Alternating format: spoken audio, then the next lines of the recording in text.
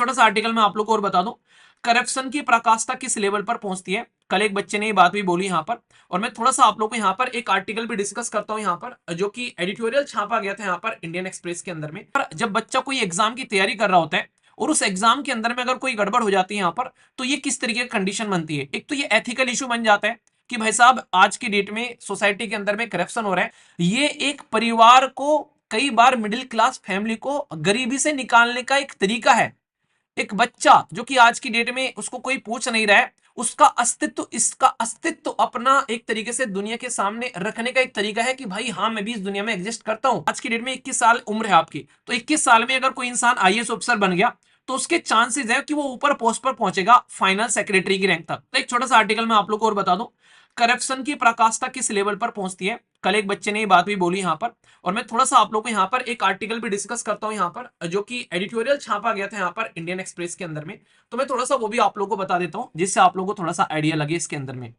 एक particular article छापा गया था यहाँ पर, तो उस आर्टिकल में ये बोला गया कि हमारे देश के अंदर में जब एग्जाम होता है तो एग्जाम कंडक्ट कराया जाता है अलग अलग ऑर्गेनाइजेशन के द्वारा, सेंटर और स्टेट लेवल पर। यहाँ पर सेंटर लेवल पर आप लोगों को पता है जैसे कि रेलवे, सीजीएल, ये सारे एग्जाम के जो कंडक्ट कराए जाते हैं, खासे खास में यूपीएससी अगर आप लोग बात कर लो। ऐसे ही स्टेट लेवल पर अपने एग्जाम होते हैं, स्टेट पीसीएस पुलिस के एग्जाम होते हैं, या फिर लोकल एडमिनिस्ट्रेशन वाले एग्जाम होते हैं। यहाँ पर आज की डेट में हमारे देश के अंदर में यूपीएससी एक उल्लोती ऐसी ऑर्गेनाइजेशन है, अगर आप लोग उसको छोड़ दो तो यहाँ पर सारी की सारी ऑर्गेनाइजेशन जो है वो किसी न किसी तरीके से और हर एक स्टेट के अंदर में संलिप्त पाई जाती है आज की डेट में किसी न किसी करप्शन के अंदर में।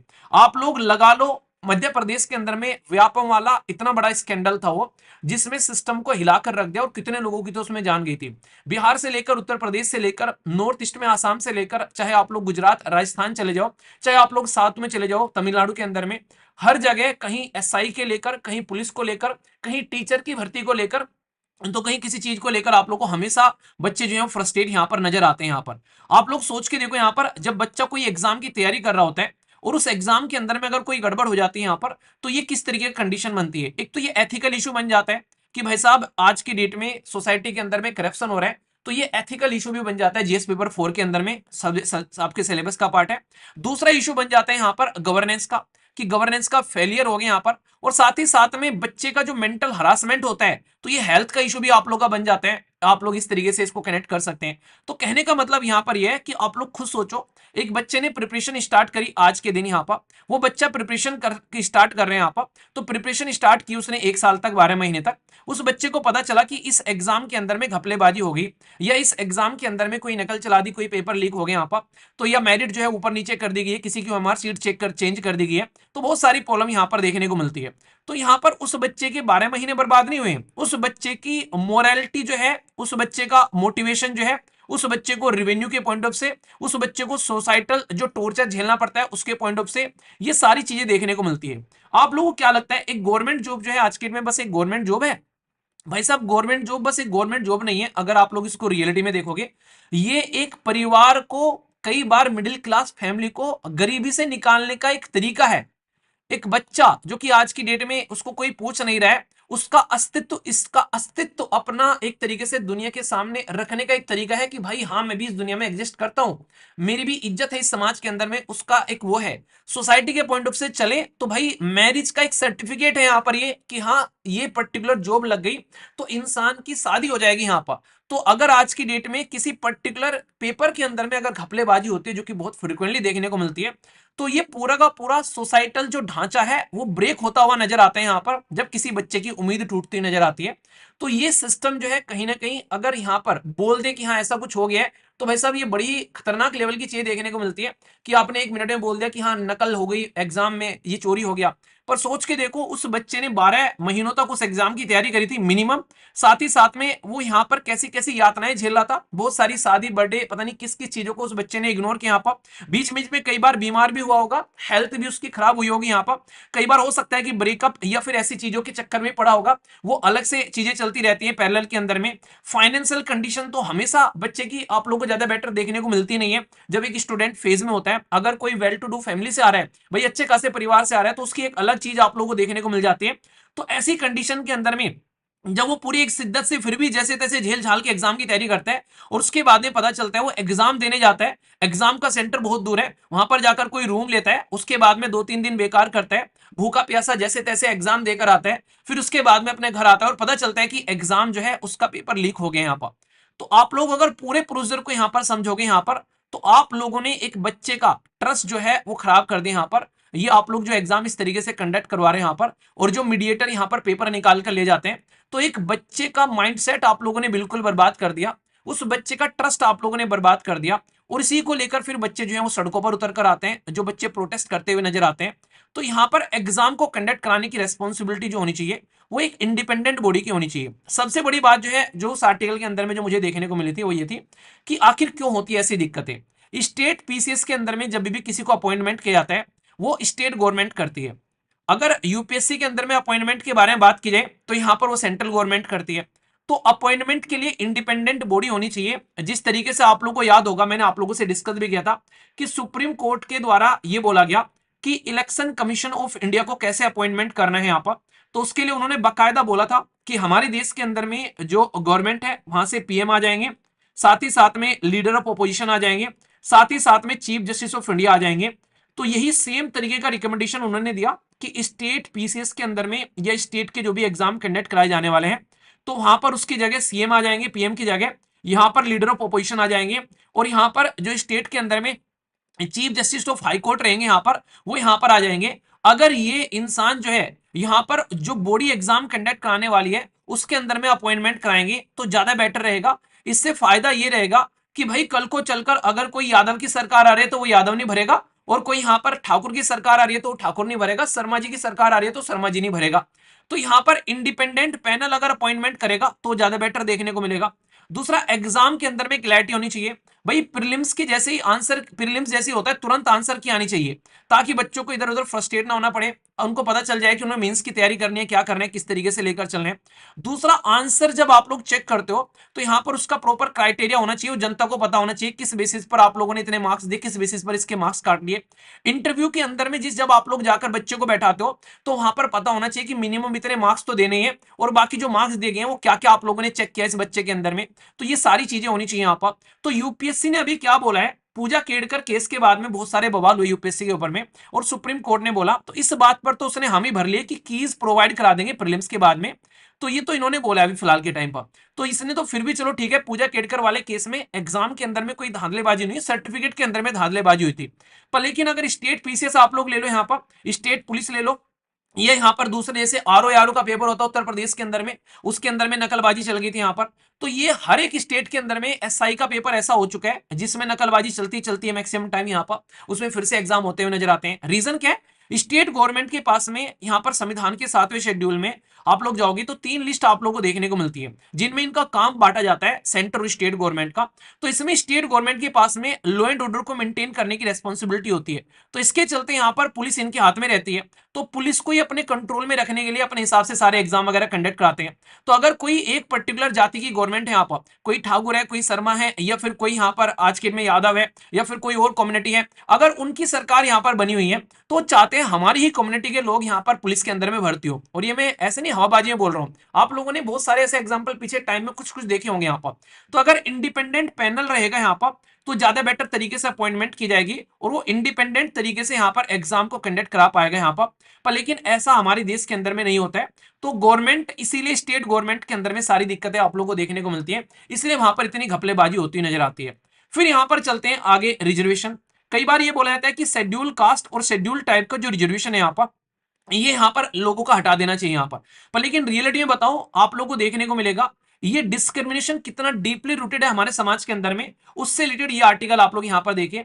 अभी हमारे देश के अंदर में एक आईपीएस ऑफिसर, जो कि पहले यहाँ पर आप लोग सोच के देखो, यहाँ पर शेड्यूल कास्ट शेड्यूल ट्राइब से अगर कोई इंसान निकल कर आता है और वो यहाँ पर आईपीएस की पोस्ट तक पहुंचता है, तो सबसे बड़ी बात तो ये है कि बहुत कम लोग हैं जो हायर पोस्ट पर पहुंच पाते हैं, क्योंकि रिजर्वेशन के चक्कर में ये बोला जाता है कि शेड्यूल कास्ट शेड्यूल ट्राइब और ओबीसी को जो रिजर्वेशन दिया जाता है उसके चक्कर में स्टार्टिंग में वो अपनी पोस्ट पर नहीं पहुंच पाते हैं। स्टार्टिंग में मतलब जैसे कि आज की डेट में 21 साल उम्र है आपकी, तो 21 साल में अगर कोई इंसान आईएएस ऑफिसर बन गया तो उसके चांसेस है कि वो ऊपर पोस्ट पर पहुंचेगा फाइनल सेक्रेटरी की रैंक तक। पर लेकिन वो फाइनल इस पोस्ट पर नहीं पहुंच पाते हैं क्योंकि लेट अपनी प्रिपरेशन स्टार्ट होती है और फिर कई साल प्रिपरेशन में लग जाते हैं, तो काफी टाइम निकल जाता है, तो इसके चक्कर में हायर पोस्ट पर नहीं पहुंच पाते हैं। तो हायर पोस्ट पर मैक्सिमम जो है वो जनरल कैंडिडेट पहुंचते हैं। जब जनरल कैंडिडेट हायर पोस्ट पर पहुंचते हैं तो फिर वो क्या करते हैं, यहां पर जैसे वाई पूरन वाले केस में देखने को मिला, इनको हर जगह प्रॉब्लम फेस करनी पड़ी। ये 2001 बैच के आईपीएस ऑफिसर थे। इनकी अपॉइंटमेंट में इनको हरासमेंट, ह्यूमिलेशन, मेंटल, एक तरीके से ह्यूमिलेशन, एट्रोसिटी इनके खिलाफ में ये कंटिन्यूअसली देखने को मिली। और जबकि एक अच्छे खासे राज्य ये राजस्थान के उसके हरियाणा के अंदर पोस्टेड थे और चंडीगढ़ आप लोग समझ सकते हैं एक अच्छे एरिया में पोस्टेड थे। यहाँ पर वहां पर जो इनके हायर रैंक के ऑफिसर हैं वो यहाँ पर इनको परेशान कर रहे थे। इनकी जो कैडर है उसके हिसाब से इनको पोस्टिंग नहीं दी जा रही थी। इनको जो व्हीकल है वो लोअर दर्जे का दिया जा रहा था यहाँ पर, जो कि अच्छा नहीं था यहाँ पर। ठीक है, इनकी जो एक तरीके से सर्विस बुक होती है, जब आप लोग सर्विस में जाते हो उस सर्विस बुक को खराब करने की कोशिश की जा रही थी। अभी एक एसआई थे यहाँ पर जो सब इंस्पेक्टर होता है, तो असिस्टेंट सब इंस्पेक्टर बोलते हैं, उन्होंने अपनी लाइफ जो है वो खत्म कर ली यहाँ पर अभी फिलहाल के टाइम पर। तो ASI and life after accusing IPS officer corruption, यानी कि इन्होंने भी उस आईपीएस ऑफिसर पर करप्शन के चार्ज लगाए थे यहाँ पर। अब फिलहाल यहाँ पर देखो इस एसआई ने अपनी जान गंवा दी, ये एएसआई ने, यानी कि ये एएसआई जो है अभी यहाँ पर उस चीज को फील कर रहा होगा यहाँ पर कि अब तू भी जाएगा, इज्जत बेइज्जती वाली बात आएगी। तो वही सारी बातें देखने को मिलती है। तो इस इंसान ने भी अपनी जान गंवा दी। तो अब पत्ते एक एक कर खुलने स्टार्ट होंगे यहाँ पर, जो आप लोग यहाँ पर समझ सकते हो। तो ये पूरा का पूरा सिस्टम जो है, जब बच्चा यहां से निकलकर जैसे तैसे आता है और यहां तक पहुंचता है, सर्विस के अंदर जाने के बाद भी आप लोगों को डिस्क्रिमिनेशन देखने को मिलता है। एक बच्चे ने बोला, सर आप तो बड़ी बड़ी बातें फेंकते थे, आपने तो बोला था कि तुम्हारी कास्ट चेंज हो जाएगी, एक बार आईएएस बन जाओ, एक बार आईपीएस बन जाओ, यहाँ तो ये हरकतें देखने को मिल रही है।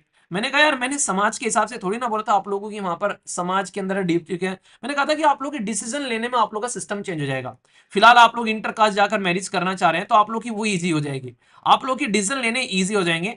समाज के अंदर में कास्ट जो है ना वो एक माइंडसेट है, जब तक माइंडसेट चेंज नहीं होगा तब तक चेंज नहीं होगा। सोच के देखो, यूपीएससी क्लियर करने के बाद में अगर कोई डीआईजी की रैंक पर बैठा हुआ है जो पूरे स्टेट का सिस्टम संभाल रहा है, वो भी अगर एससी एसटी और ऐसे डिस्क्रिमिनेशन कर रहे हैं यहाँ पर, तो उससे घटिया माइंडसेट क्या होगा। और आप लोग ये सोचो यहाँ पर, मतलब उस पोस्ट पर बैठने के बाद में वो एथिक्स के पेपर पढ़ रहा है, वो सारी के सारे कॉन्स्टिट्यूशन के आर्टिकल पढ़ रहा है, फंडामेंटल राइट पढ़ के गया वो इंसान, सारी चीजें इक्वेलिटी के बारे में वो इंसान पढ़ के गया है। उसके बाद भी उस पोस्ट पर बैठने के बाद में भी अगर कोई इंसान ऐसी घटिया हरकतें कर रहा है तो उसके बारे में तो मैं कुछ बोल ही नहीं सकता यहाँ पर।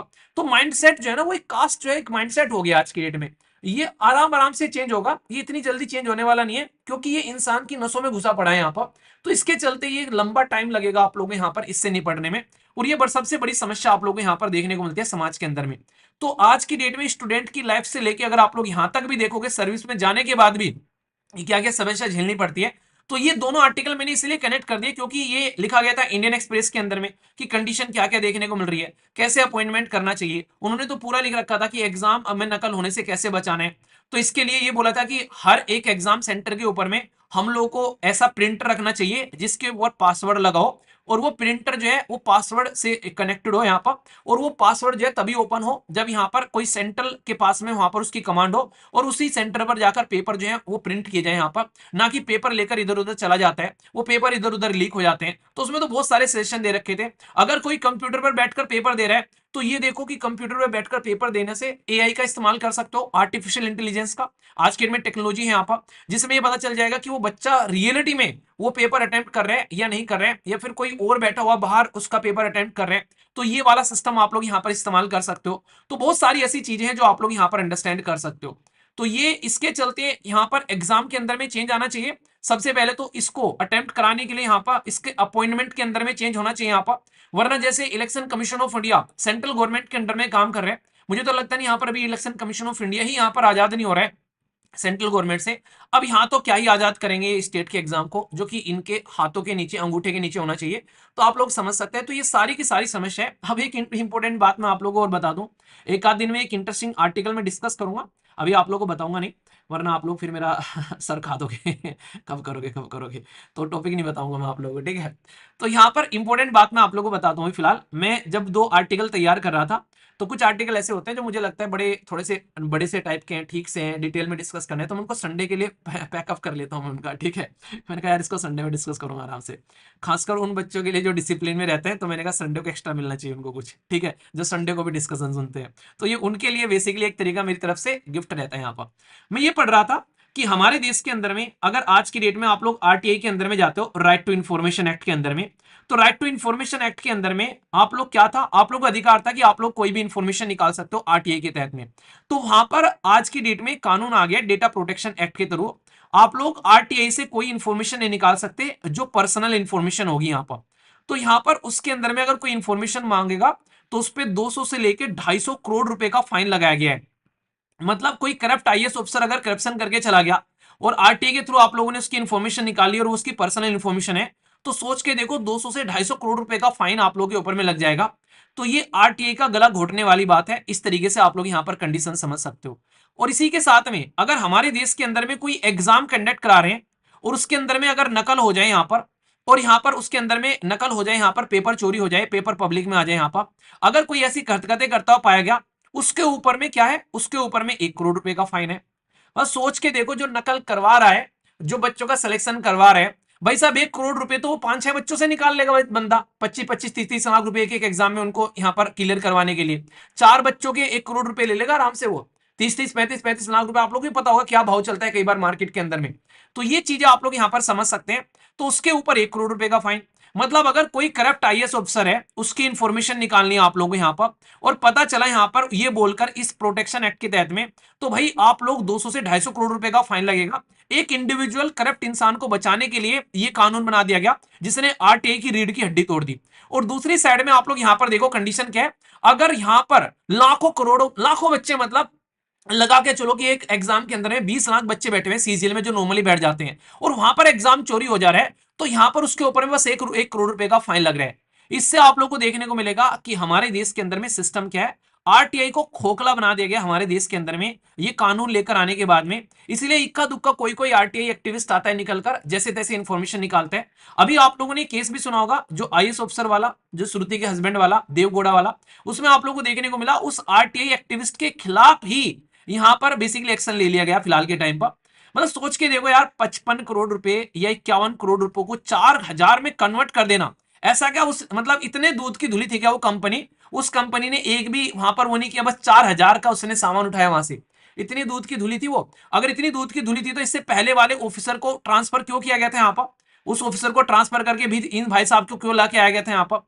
तो पूरा का पूरा सिस्टम ही जब करप्ट होता है तो इस तरीके चीजें घुमा दी जाती है। तो ये खतरनाक लेवल का है। तो यहां पर सोच के देखो, उसमें बोला गया कि 10 करोड़ रुपए उन्होंने लिए, तो कोई सबूत नहीं है, उसको कोई साबित नहीं कर पा रहे।